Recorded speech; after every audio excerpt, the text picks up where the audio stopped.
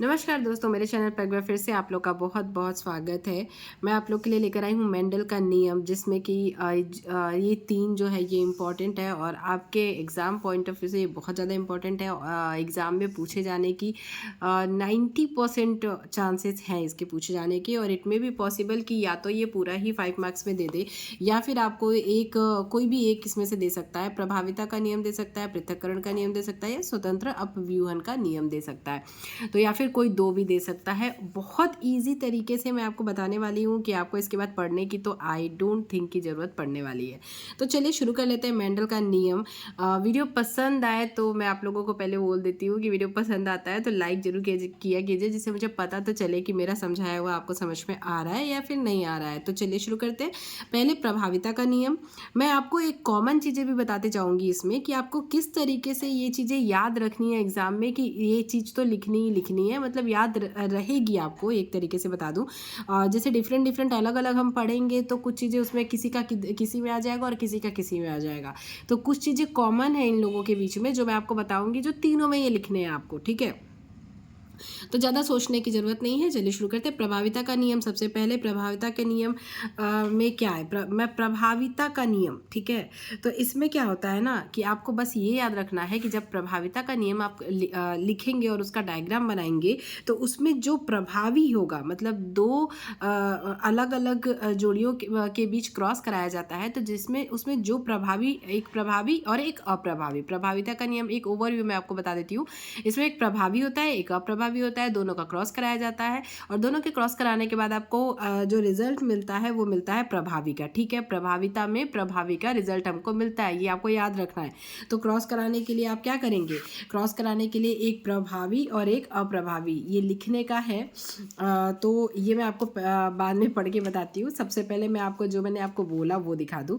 ये देखिए, ये एक प्रभावी और एक अप्रभावी, capital R and small R, इन दोनों का क्रॉस कराया गया तो क्या मिला हमें, आर और आर, मतलब एक कैपिटल एक स्मॉल। बट इसमें जो लक्षण होते हैं वो किसके रहेंगे, उसमें प्रभावी के लक्षण रहेंगे। तो मैंने क्या बोला आपको, प्रभाविता के नियम में हम एक प्रभावी और एक अप्रभावी दोनों का क्रॉस कराएंगे और हमें क्या मिलेगा, प्रभावी मिलेगा, ठीक है। ये प्रभावी अप्रभावी और आंसर में हमें प्रभावी मिलेगा। F1 इसको F1 PD बोला जाता है, ये आपको याद रखना है। इसमें कोई भी गलती नहीं करनी है, नहीं तो मार्क्स कटने के काफ़ी ज़्यादा चांसेस बढ़ जाते हैं, ठीक है। तो आर आर आर आर, एक आर यहाँ से आ गया, एक आर यहाँ से आ गया, बनेगा लेकिन यही वाला लाल पुष्प बनेगा और प्रभावी का लक्षण आएगा, और बस F1 पीढ़ी ये हो जाएगी। टोटल आपको यही चीज़ आपको इसके नियम में यहाँ ऊपर लिखना है। तो ये तो बनाना ही बनाना है। इससे अगर एग्जामिनर हो सकता है कि आपका पढ़े ना ऊपर का, सिर्फ ये डायग्राम देख के और आपको मार्क्स दे दे, क्योंकि उसे समझ में आ जाएगा कि ये आपको समझ में आ गया है और आपने अच्छे से लिखा होगा। कई बार ऐसा होता है, तो मैं आपको इसीलिए बता रही हूँ। तो सबसे पहले हम देख लेते हैं प्रभाविता का नियम होता क्या है। समझा तो दिया मैंने कि क्या है उसमें, पर लिखने का मैं आपको बता देती हूँ। इस नियम के अनुसार जब एक जोड़ी विपरीत या विरोधी लक्षणों को ध्यान में रखकर क्रॉस कराया जाता है, अब एक ही इसमें मैंने आपको बोला था कि तीनों का मैं एक साथ लेके चलूंगी, तो ये जो इसमें लिखा है ना कि विपरीत, एक जोड़ी विपरीत या विरोधी लक्षण, तो विपरीत लक्षणों वाले ही का क्रॉस कराया जाता है तीनों नियमों में। जब तीनों नियमों को आप लिखेंगे तो उसमें जब स्टार्टिंग करेंगे तो विपरीत लक्षणों वाले का ही क्रॉस कराया गया है तीनों में। तो आप मतलब तीनों में सबसे पहला जो लाइन लिखेंगे ना, वो वाली लाइन यही होगी कि विपरीत या विपरीत लक्षणों वाले मतलब विपरीत लक्षणों को ध्यान में रखकर क्रॉस कराया जाता है, ठीक है। तो ये आपको तीनों में लिखना है, तो इसमें कोई डिफरेंस नहीं है।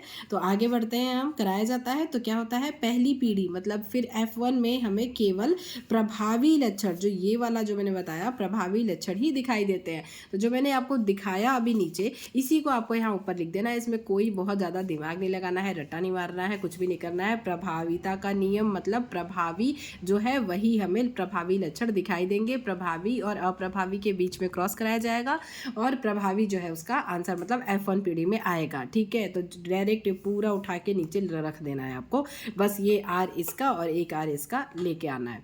तो ये वाला ये पहला नियम हो गया। मेंडल द्वारा शुद्ध लंबे व शुद्ध बौने पौधों में संकरण के पश्चात प्रथम पीढ़ी में केवल लंबे पौधे ही प्राप्त हुए, मतलब ये जो पहला वाला है ना प्रभावी वाला, यही प्राप्त हुआ जो सबसे पहले लिया गया है। तो ये आपको लिख देना है।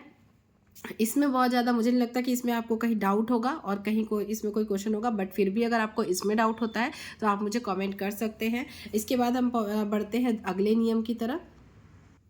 सेकंड में हम पहुंचते हैं पृथक्करण का नियम। ठीक है, पहला तो आपको मतलब समझ में आ गया होगा प्रभाविता का नियम, जिसमें प्रभावी जो है वो एट लास्ट F1 पीढ़ी में हमें दिखाई देगा। अब पृथक्करण का नियम, पृथक्करण से मतलब क्या होता है, पृथक्करण का मतलब क्या होता है, पृथक मतलब अलग अलग। ठीक है, तो नाम से ही काफ़ी कुछ हमें समझ में आ जाता है। तो इसमें भी जब हम विपरीत लक्षणों को ध्यान में रखकर क्रॉस कराते हैं, जैसा मैंने इसके पहले आपको बताया, तो आपको फर्स्ट लाइन में तो फर्स्ट वाली लाइन यही लिखनी है तीनों में। ठीक है, कि एक जोड़ी विपरीत लक्षणों को ध्यान में रखकर क्रॉस कराया जाता है, तो ये क्या होता है, ये एक दूसरे से बिना मिश्रित हुए, बिना मिले, पृथक लिखा है ना तो इसमें मिलेंगे नहीं। जैसे हमने उसमें क्या किया था, आर आर मिला दिया था ना, इसमें मिलेंगे नहीं। इसमें क्या होता है, बिना मिश्रित हुए साथ साथ रहते हैं, दोनों साथ साथ रहेंगे। और तथा युग्मकों के निर्माण के समय ये शुद्ध रूप से अलग अलग हो जाते हैं।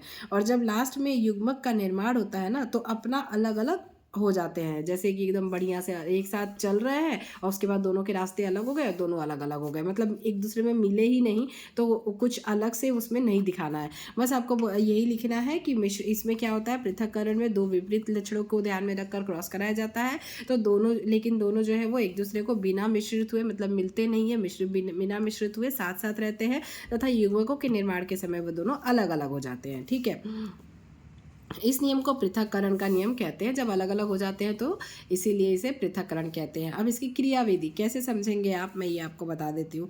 सबसे पहले पढ़ के ही बता देती हूँ, फिर डायग्राम बता दूंगी आपको।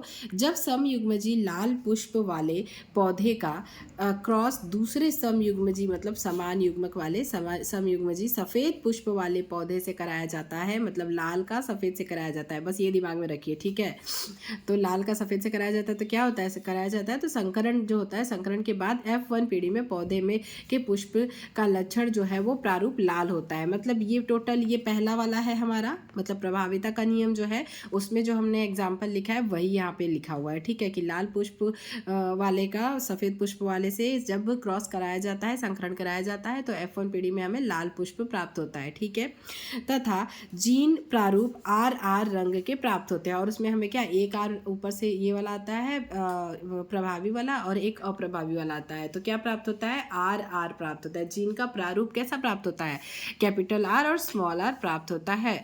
ठीक है, तो प्रारूप ये हो गया लाल होता है, तथा जीन प्रारूप आर आर रंग के प्राप्त होते हैं, क्योंकि लाल रंग की जीन आर सफ़ेद रंग के जीन आर पर प्रभावी होती है। मतलब कैपिटल आर पे जो कैपिटल आर है वो स्मॉल आर के ऊपर प्रभावी होता है, मतलब जो प्रभावी होता है वो अप्रभावी के ऊपर प्रभावी होता है। समझ रहे हैं ना, मतलब बस आपको वो वाला डायग्राम दिमाग में रखना है, उसके बाद तो चीज़ें बहुत ज़्यादा आसान हो जाएंगी। सो इसके नीचे पढ़ते हैं, तथा F2 पीढ़ी में, F1 पीढ़ी में मिल गई, क्या मिली, प्रभावी लाल पीढ़ी। ठीक है, लाल पीढ़ी मतलब लाल रंग वाला जो पीढ़ी है। उसके बाद क्या, तथा F2 पीढ़ी में सफ़ेद रंग का प्रकट होना यह दर्शाता है, बट F2 पीढ़ी में क्या होगा, जब F1 पीढ़ी में लाल रंग प्राप्त होता है, लेकिन क्या होता है जब F2 पीढ़ी आती है तो उसमें क्या होता है, सफ़ेद रंग भी प्रकट होता है। तो यह दर्शाता है कि सफ़ेद रंग का जीन आर लाल रंग के जीन आर के साथ रहता तो है लेकिन मिश्रित नहीं होता। मैंने क्या बोला, साथ में रहते तो हैं लेकिन एक दूसरे से मिलते नहीं हैं, दोनों की अपनी अलग पहचान है, दोनों भैया अलग अलग पहचान बनाते हैं, लेकिन मिश्रित नहीं होता है, तथा युग्मक बनते समय पृथक हो जाते हैं। पर जब युग्मक बनता है तो वो दोनों क्या हो जाते हैं, अलग अलग हो जाते हैं। कैसे, अब ये हम यहाँ पे एक बार फिर से वही वाला डायग्राम रिपीट करेंगे जो हमने पहले ही बनाया है। तो ये पहली पीढ़ी वाला डायग्राम यहाँ तक का हो गया आपका, ये आपको एज इट इज़ बना लेनी है, ये F1 पीढ़ी। ठीक है, यहाँ लाल पुष्प हमें प्राप्त हो गया, ओके डन, यहाँ तक हो गया।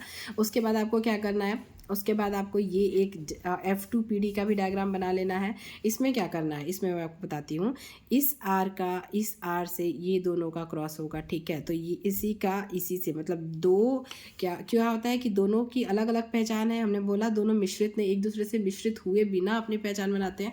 तो क्या होता है कि मैं आपको बताती हूँ, जैसे हम यहाँ समझ लेते हैं, मैं आपको यहाँ बता देती हूँ, ये आर और ये आर, ठीक है, और ये आर और ये आर मिलके क्या हुआ, आर और आर, तो ये हमारा F1 पीढ़ी हुआ। तो इसी में ये इसी से ही क्रॉस करा देंगे हम, ठीक है। तो ये हमने कैसे कराया है, आर और आर को यहाँ पे अलग रख दिया है और उसके बाद इस आर को हम यहाँ ले आए हैं, ऊपर आर और एक आर, ठीक है, साइड से ले लिया है। उसके बाद हम इनकी क्रिया कराए हैं। कैसे क्रिया कर क्रॉस कराए हैं, मतलब आर और आर का क्रॉस होगा तो क्या बनेगा, 2 कैपिटल आर बनेगा। फिर इस आर का इस आर से होगा तो क्या होगा, यहाँ पे एक कैपिटल और एक स्मॉल आर बन जाएगा। फिर ये स्मॉल आर का यहाँ से इससे होगा तो यहाँ पे भी आर आर, उसके बाद इसका इससे होगा तो ये। तो इसमें क्या हो, सफ़ेद पुष्प भी हमें दिखाई दिए हैं, ठीक है। तो लाल और सफ़ेद दोनों ही दिखाई दे रहे हैं। इसी वजह से यहाँ कहा जाता है कि ये पृथक्करण का नियम है कि दोनों अलग अलग होते हुए भी, मतलब मिश्रित न होते हुए भी उसमें साथ साथ चलते हैं, ठीक है। तो ये यहाँ तक का आपका ये पृथक्करण का नियम हो गया। अब नेक्स्ट हम अगला पढ़ेंगे। थर्ड हमारा आ गया क्या, स्वतंत्र अपव्यूहन का नियम, ठीक है। तो इसको क्या बोलते हैं, इंडिपेंडेंट असॉर्टमेंट, ठीक है।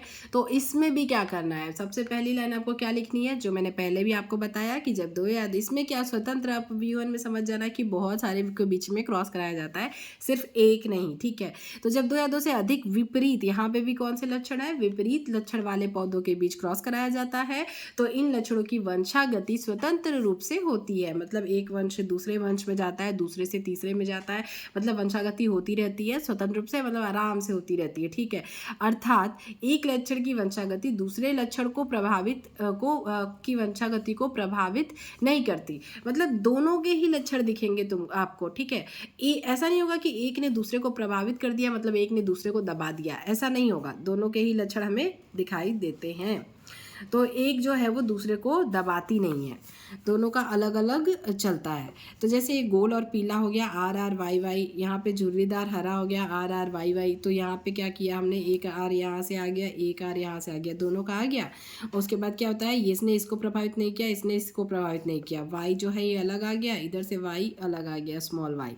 तो कैपिटल और स्मॉल मिला के ये पूरा हो गया।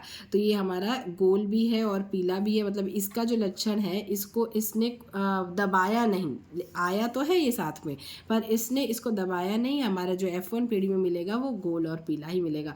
तो एक चीज़ आपको दिमाग में रखनी है, जो कि मैं आपको बता देती हूँ, कि तीनों ही जो डायग्राम है अब बहुत ईजी है, कोई टेंशन नहीं है। आपको फर्स्ट वाला जो आपने लिखा है ना कि रेड लाल पुष्प वाला, उसको ध्यान में रखना है कि उसका आंसर क्या आता है, आपको लाल पुष्प आता है। मिलते तो दोनों ही हैं, लेकिन क्या आता है, लाल पुष्प आता है। तो वंश स्वतंत्र अपव्यूहन का नियम क्या है, बिल्कुल घबराने की जरूरत नहीं, बहुत ईजी है।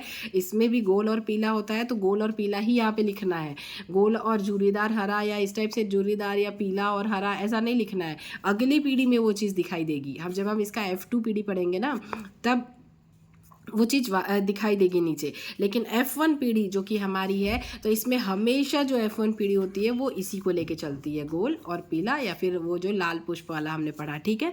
तो ये इसकी कुछ ऐसी ट्रिक्स है जो आपको ध्यान रखेगी, मतलब याद दिलाएगी एग्जाम में कि हाँ ऐसा मैंने बोला था। अगर आपने वीडियो देखी है तो अच्छा लगा होगा तो लाइक कीजिएगा, शेयर कीजिएगा दोस्तों के साथ, और कोई और टॉपिक भी समझना होगा तो आप मुझे कॉमेंट कर सकते हैं, मैं ट्राई करूँगी आपकी हेल्प करने की। वीडियो पसंद आई होगी तो प्लीज़ वीडियो को लाइक ज़रूर कीजिएगा, क्योंकि मैं सब्सक्राइब करने नहीं कह रही हूँ, क्योंकि अगर आपको अच्छा लगेगा तो आप खुद ही सब्सक्राइब कर लेंगे। चलिए मैं मिलूंगी आप लोगों से अपनी अगली वीडियो में, तब तक के लिए ऑल द बेस्ट और thank you, thanks for watching my video.